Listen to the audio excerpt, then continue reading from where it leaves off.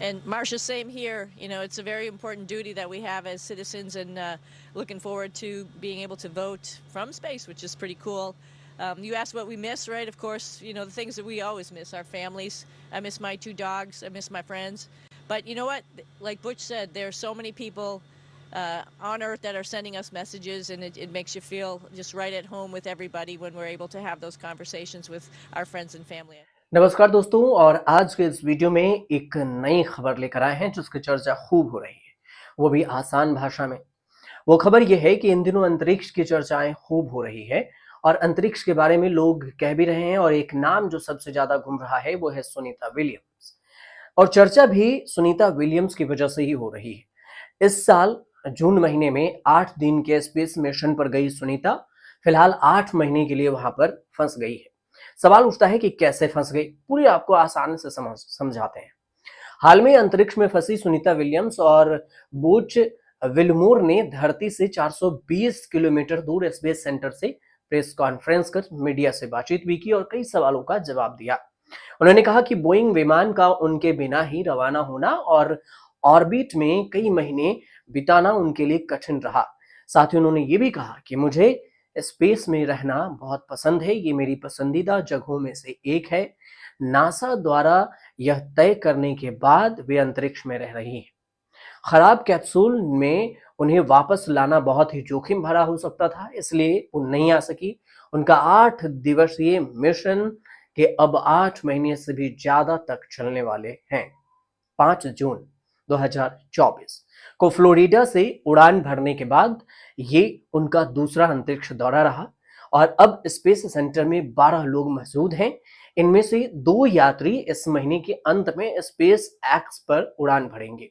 साथ ही 2 कैप्सूल सीटें विलमोर और विलियम्स की वापसी के लिए खाली रखी जाएंगी। सुनीता विलियम्स कैसे फंसी ये भी समझिए। उनके स्टार लाइनर कैप्सूल ने अंतरिक्ष यात्रियों के साथ बोइंग की पहली अंतरिक्ष उड़ान को चिन्हित किया और 6 जून को अंतरिक्ष स्टेशन पर पहुंचने से पहले इसने कई थ्रस्टर विफलताओं और हीलियम लीक को झेला।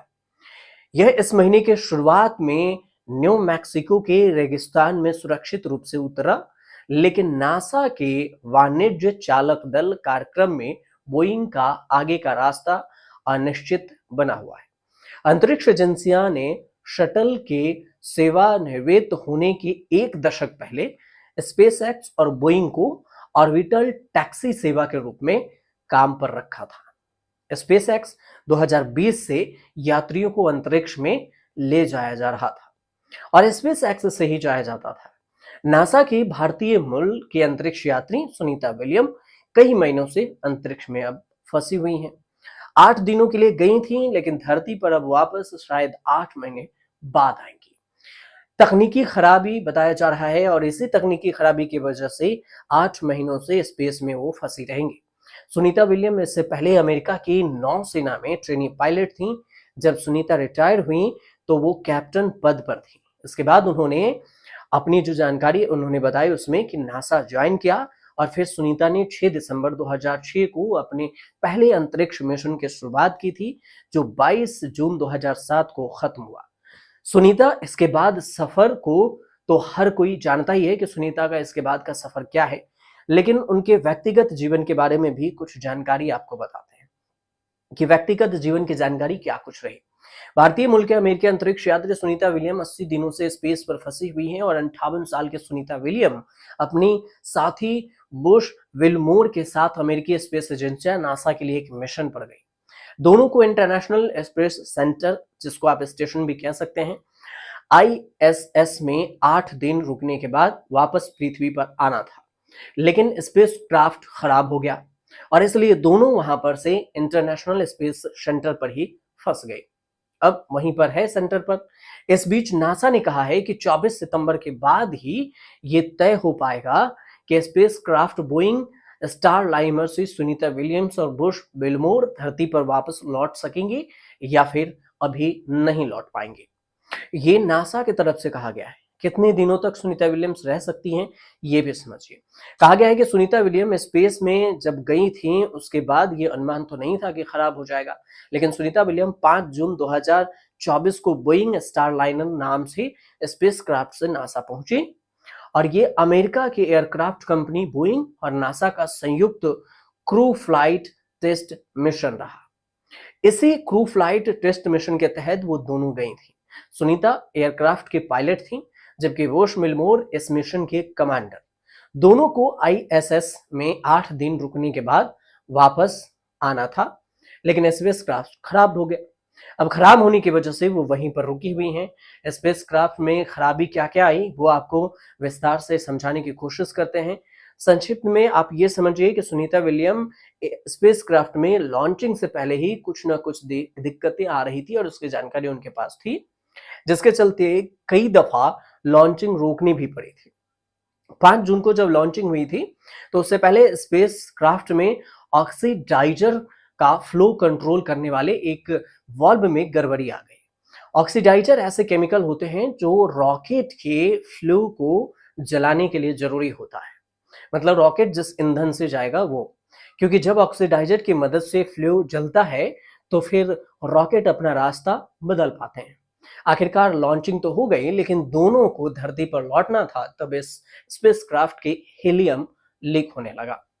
अब सवाल ये उठता है कि हीलियम लीक का मतलब क्या होता है, हीलियम क्या है? नासा ने कहा था कि स्पेसक्राफ्ट के सर्विस मॉड्यूलर के थ्रस्टर में एक छोटा सा हीलियम लीक है। एक स्पेसक्राफ्ट में कई थ्रस्टर होते हैं और इनकी मदद से स्पेसक्राफ्ट अपना रास्ता और स्पीड बदलता है। हीलियम गैस होने की वजह से रॉकेट पर दबाव बनता है और नासा ने बताया कि लॉन्चिंग के 25 दिन में स्पेसक्राफ्ट के कैप्सूल में 5 हीलियम लीक हो गए। 5 थ्रस्टर काम करना बंद कर चुका था। रिपोर्ट ये भी कहती है कि स्पेस में मौजूद क्रू और अमेरिका के ह्यूस्टन में बैठे मिशन के मैनेजर इसे ठीक नहीं कर पाए कि उस लीक को, हीलियम जो लीक हो रहा था, उसे रोका जा सके। सुनीता विलियम और बोश विलमोर की वापसी के और ऑप्शन क्या क्या हैं, ये भी कई सारे सवाल पूछे जा रहे हैं कि क्या हो सकता है। अगर स्टारलाइनर वाकई में सुनीता को वापस लाने में सफलता हासिल नहीं करती है तो एलन मस्क की कंपनी है स्पेस एक्स और उसी के ड्रैगन स्पेसक्राफ्ट का इस्तेमाल किया जा सकता है। सितंबर में स्पेस स्टेशन पर स्पेस एक्स का एक एयरक्राफ्ट लॉन्च किया जाएगा और इसमें जो 4 चीजें हैं और इसमें 4 की बजाय 2 ही एस्ट्रोनॉट स्पेस स्टेशन भेजे जाएंगे। खाली जगह सुनीता और विलमोर के लिए रहेंगी। इनके वापसी के लिए रूस से भी मदद लेने की बात कही जा रही है। रूस से क्यों, भारत क्यों नहीं कर सकता, ये भी समझिए। दरअसल रूस का एक मिशन चल रहा है, इंटरनेशनल स्पेस स्टेशन। अभी रूस के 2 एस्ट्रोनॉट्स हैं, ये दोनों सितंबर में अपना 1 साल का मिशन पूरा कर लेंगे। फिर इन्हें लेने के लिए एक 3 सीटर वाला रूसी स्पेसक्राफ्ट जाएगा और उनके साथ नासा का एक क्रू मेंबर भी।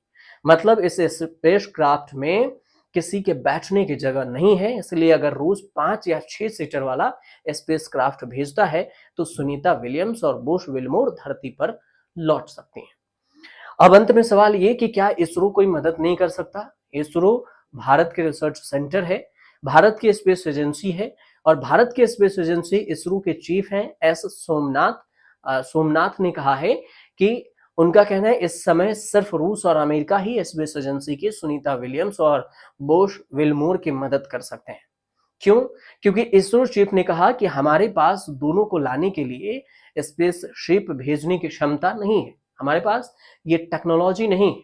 अमेरिका के पास क्रू ड्रैगन व्हीकल्स हैं, जबकि रूस के पास सोयूज।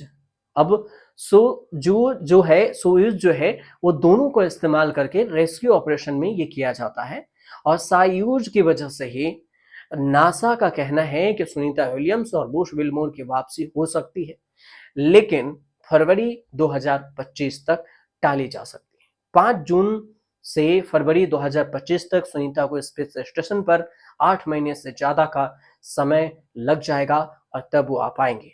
इंटरनेशनल स्पेस स्टेशन 20 नवंबर 1998 को लॉन्च हुआ था। ये पृथ्वी की सतह से लगभग 400 किलोमीटर ऊपर एक ऑर्बिट में चक्कर लगाता है और स्पेस स्टेशन 1 हफ्ते में उतना रेडिएशन झेलता है जितना हम धरती पर 1 साल में झेलते हैं। मौजूदा समय में इसमें 3 लोगों की रहने की जगह है। ये वीडियो आपको कैसे लगे हमें कमेंट कर जरूर बताइएगा, और अच्छी लगी हो तो चैनल को सब्सक्राइब कर लीजिएगा, साथ में वीडियो को शेयर जरूर कर दीजिएगा।